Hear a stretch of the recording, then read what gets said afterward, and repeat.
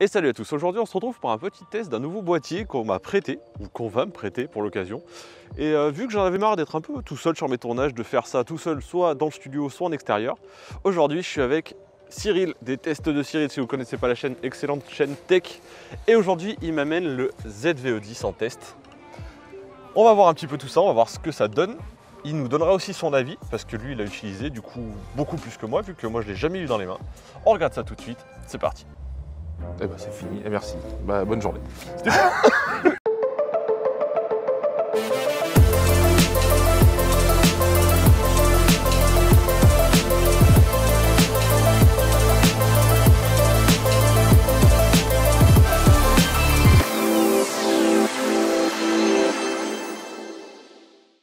Allez, on se retrouve, on a changé de spot, on s'est allé se promener un petit peu, on a fait d'autres vidéos qui vont arriver très vite. On se retrouve du coup avec le ZVE10. Alors c'est un micro modèle, ça n'a rien à voir avec ce que j'utilise d'habitude. Du coup on se retrouve avec un boîtier Sony. Allez, je fais une exception, je fais du Sony les gars, ok. Et première impression, je suis vachement choqué au fait. T'es choqué parce de quoi? que Dis-moi. en fait c'est un tout petit modèle, on le voit, il est tout petit, l'objectif il est minime. En fait l'objectif est la taille de ma bague d'adaptation de mon R5 à peu près. C'est à peu près la taille juste de la bague d'adaptation, c'est trop mignon, c'est trop chou. Il veut toujours comparer. Et en fait la poignée est super large par rapport à la taille. Par rapport à la taille, c'est une prise en main qui n'est pas désagréable en fait. C'est ça, pour avoir beaucoup boxé avec Sony. On dit que l'ergonomie elle est dégueulasse, et là, franchement, je suis choqué, elle est vraiment bien. Elle est vraiment bien, c'était des mains un peu plus fines que les miennes, franchement c'est pas mal. C'est pas mal. En termes de specs, tu me dis si je dis des conneries. Alors il filme en 4K déjà, alors pour la taille du boîtier franchement c'est stylé. 4K 30 pour les Américains, 4K 25 pour les Européens. En Full HD 60-50 du coup. Ouais. Il y a un crop quand tu passes de Full HD à 4K. Ouais. De l'ordre de combien? 1.5 je crois. 1.5, ah oui, c'est un capteur APS-C. Ouais, c'est un capteur APS-C. Donc on crop à 1.5 dans un APS-C. Ça fait un bon crop. Et une stabilisation numérique, tu m'as dit. Alors, il n'y a pas de stabilisation du boîtier, c'est une stabilisation sur l'optique en fait. Alors après, tu as aussi un mode stabilisé logiciel. Mais si on parle que du boîtier, c'est ça. Mais si tu te mets en 4K, tu as un crop. Et si tu mets la stab, tu recroppes. Tu recroppes beaucoup? Je crois que c'est en fait les deux combinés qui font 1,5. Ah ouais, ça me rassure, ça va. Ouais. J'ai eu peur que tu fasses 1,5 plus encore le crop. Plus un autre, non. D'accord, donc tu as 1,5 avec la stabilisation. D'accord, c'est un peu plus acceptable. C'est beaucoup, mais on va dire que c'est acceptable. Plus, ton optique est stabilisée. C'est l'optique, ouais. Tu vois le OSS, Optical Steady Shoot. Ah ouais, d'accord. Et donc, quand je regarde, si j'ai vraiment besoin de ça, je vais le faire. Alors moi, dans mon utilisation, en fait, ça ne me choque pas. Enfin, ça ne m'intéressait pas à la stab parce que moi, je tourne en intérieur le plus souvent et sur trépied. Ouais. Donc, forcément, tu vois, j'ai pas de truc à main levée. C'est quelque chose qui est vendu pour du vlog. La série ZV est vraiment le ZV1 et là, le ZVE10 est orienté vlog. Et moi, je fais très peu de choses à bras tendus ou ce genre de choses. Donc, c'est pour ça que moi, ça ne m'a pas choqué. Maintenant, c'est quelque chose à prendre en compte. Parce que oui, c'est peut-être pas aussi stabilisé qu'un boîtier qui serait stabilisé sur l'optique, dans le boîtier, etc. Tu vois. Ouais, bien sûr. Tu aurais tout ça en plus. Mais déjà, c'est bien que ça y soit. Et il n'y a pas de bouton. C'est sur le boîtier, on va activer la stabilisation. Ouais. D'accord. Parce que je cherchais le bouton, je me suis dit justement, il n'y a pas de switch. Et du coup, en fait, on clique son objectif, le boîtier le détecte et active la stabilisation de l'objectif. Il y a une petite bague sur l'optique pour le zoom. Ouais. Non, franchement, en vrai, j'ai pas grand chose à dire. J'aimerais dire des choses négatives, mais franchement, Sony, vous avez bien bossé quand même, les gars.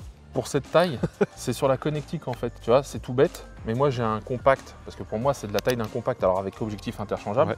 Ouais. Mais j'ai une sortie casque, ce que j'ai pas sur mon G7X Canon. Ouais. G7X Mark II. Je connais pas. C'est normal, c'est trop petit, mais j'ai pas de prise micro et j'ai pas de sortie casque.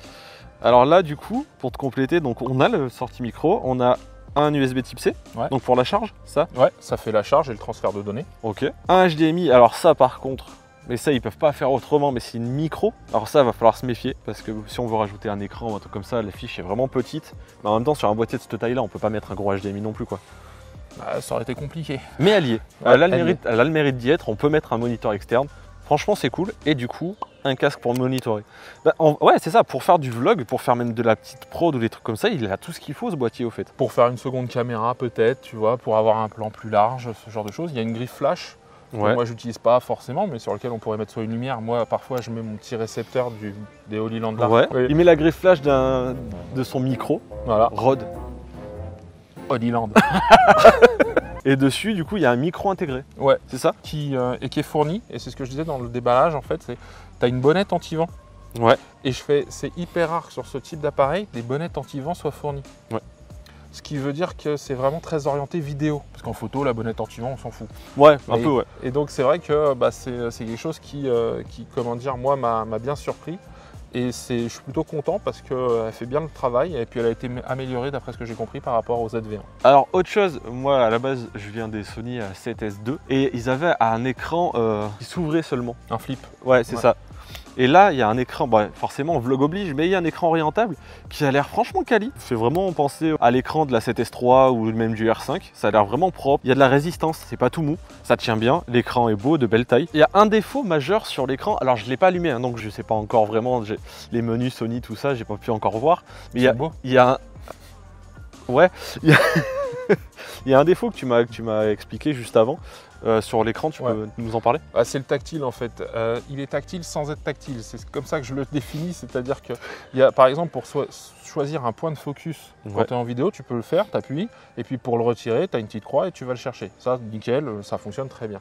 Par contre, quand je suis sur les menus, ou même quand je suis sur la fiche et que je veux aller, par exemple, je vois les ISO, etc. Et si je clique dessus, il n'y a rien qui se passe. Donc en fait, c'est un tactile, mais sélectif, on va dire ça. Ça, c'est incompréhensible. Alors, autant que les marques fassent de la rétention de technologie entre deux boîtiers pour pouvoir faire des gammes, on peut comprendre. Mais ça, c'est incompréhensible. Il faut aller appuyer, j'imagine, sur FN ou display. Ça dépend. Après, tu as plusieurs façons de rentrer dans les menus. Mais en tout cas, il faut aller dans les menus, quoi. Ouais. Et c'est dommage pour un boîtier. Enfin, il est quali, châssis tout métal. Ouais. Voilà, il y a des défauts encore comme ça chez les marques qu'on comprend pas trop. C'est quelque chose qu'on n'a pas encore cité non plus, mais c'est un boîtier avec un objectif interchangeable. Donc un truc de cette taille qui pèse son poids quand même pour le gabarit. Objectif interchangeable pour 750 € nu. Ouais, c'est ça. Ouais, c'est ça. Et 850 € avec le 1650. Et juste un point rapidement, on n'a pas parlé du tout des objectifs. Tu sais à peu près la gamme, tout ça? Aujourd'hui, c'est une monture E et aujourd'hui, d'après le site de Sony, j'ai pas été compté, mais il y a une 60aine d'objectifs, donc on bénéficie du parc Sony en fait. D'accord, ah oui, c'est pas une monture particulière, c'est la monture Sony. Ouais. Donc avec un tirage court et tout, c'est cool. Ouais, d'après ce que j'ai vu, voilà, il y en a qui utilisent ils avaient des Nex 3, 5, 7, vraiment les premiers hybrides chez Sony. Ils utilisent leurs objectifs dessus et puis maintenant les nouvelles gammes, etc. Donc de l'ancien au récent.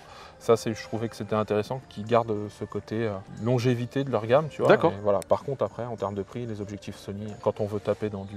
Bien sûr, après c'est aussi une qualité, mais je trouve pas ça déconnant en fait en prix. Je trouve que c'est mérité, quoi. C'est ce qui m'a fait prendre. Il y a un truc que je rajoute aussi, c'est que chez Sony, essentiellement par rapport à Canon, parce que ça aussi, je regardais moi le M50 en fait chez Canon, Mark II, qui était sorti il n'y a pas si longtemps que ça. Et il n'y a pas de limite de temps d'enregistrement. Alors je sais que pour beaucoup, ils sont toujours dire ouais mais je vais pas jusqu'à 30 minutes. Mais parfois moi je suis face cam tout seul et puis j'enchaîne ou je me reprends plusieurs fois. Ça peut m'arriver d'avoir mon boîtier G7X avant que j'avais, tu vois, que j'utilisais, qui stoppait au bout de 30 minutes. Celui-là... et sans t'en rendre compte, tu continues à parler. Bah ouais, et puis après tu vas et puis j'ai perdu 10 minutes. Trop bien.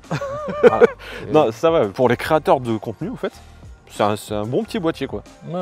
C'est quelque chose qui est vraiment très polyvalent. J'ai pas besoin de faire 50 réglages dessus, c'est assez simple. Après, les menus Sony, là je vais te faire plaisir. Je préfère, moi qui viens de Canon, je les trouve moins ergonomiques. Ce qui paraît, sur la dernière version des A7, il y a des menus plus ergonomiques, ils y ont repensé.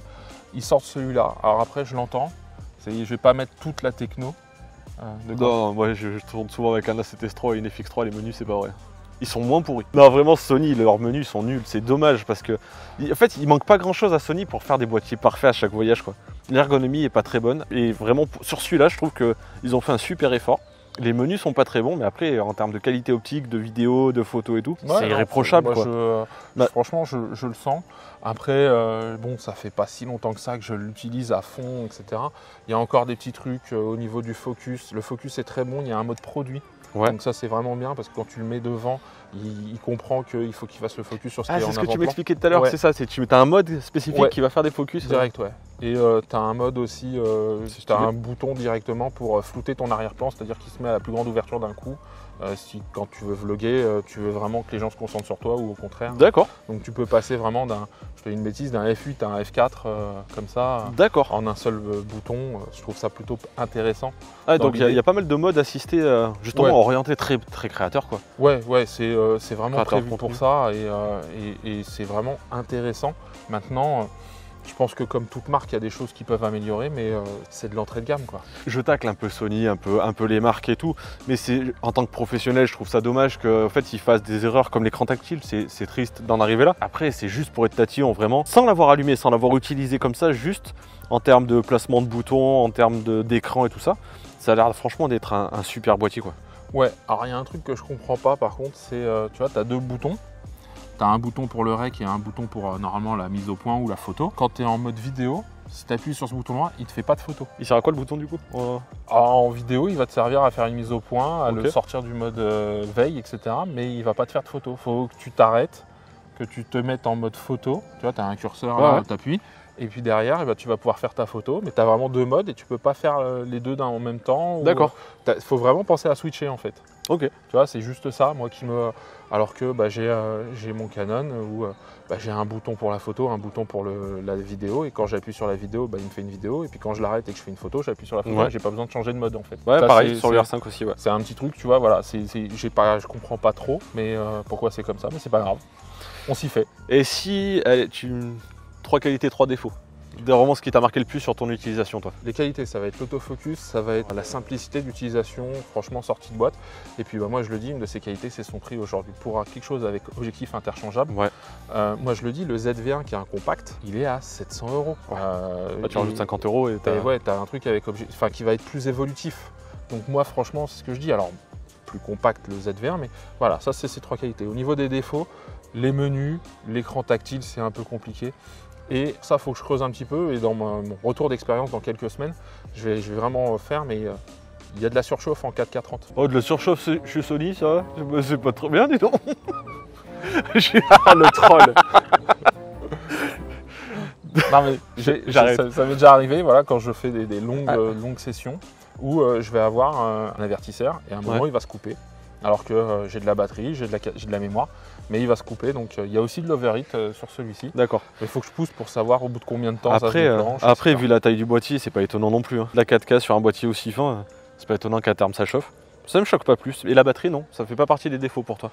Non, je suis au courant, et puis l'avantage c'est qu'avec une power bank USB-C, et c'est parti, quoi. Voilà, je peux le faire tourner autant de temps que je veux. Et une batterie, c'est combien de temps pour toi? Une batterie aujourd'hui, elle me dure sur une session en usage de petites heures. 2 heures? Ouais.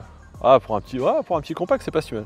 Ah d'accord, ok, je comprends pourquoi c'est pas forcément un défaut. Moi, honnêtement, sans l'avoir utilisé, je l'ai même pas allumé. Ça m'a l'air hyper quali, hyper solide. Si en plus on peut mettre des optiques lumineuses pour compenser le fait que c'est un APS-C, que du coup il n'y a pas beaucoup de luminosité, qu'on peut mettre des ouvertures constantes et avec des grands angles pour compenser un petit peu le crop. Je pense que ça peut être un super boîtier. Après, moi j'ai du mal encore à minimiser mon matériel. Tu sais. Ouais, c'est normal, je pense que sur les prods en tout cas, on va dire pro, on part avec des gros trucs, enfin tu vois, voilà, on y va. Ouais, mais maintenant, moi je suis dans l'excès. Peut-être, après ça c'est toi qui vas, mais par contre, là, par exemple, tu te dis en voyage, tu veux voyager léger, c'est un truc, t'emmènes deux optiques plus un truc un peu standard, enfin en tout cas un zoom un peu transstandard, tu peux faire un truc un peu qualitatif sans t'alourdir énormément. Ouais. C'est sans emmener 2 sacs photos et tout ça, quoi. Eh ben, merci en tout cas, on a fait le tour, je pense que on va tester ça très rapidement ensemble. Avec grand plaisir. On leur dit ou on leur dit pas? Je sais pas, dis-leur. Et bah les gars, on va faire une vidéo très prochainement où on va échanger nos boîtiers. Cyril, lui, va utiliser le R5 et moi je vais filmer avec le ZVE10. Je pense que ça va être assez intéressant. On verra à la sortie. Ouais. Bon, en tout cas, merci beaucoup d'être venu et j'espère que ça vous a plu, que ça vous a aussi donné envie de rencontrer cet homme si vous ne connaissez pas. La chaîne, c'est les tests de Cyril, juste là-haut. Vous cliquez, vous allez jeter un œil et je vous dis à la prochaine. Ciao.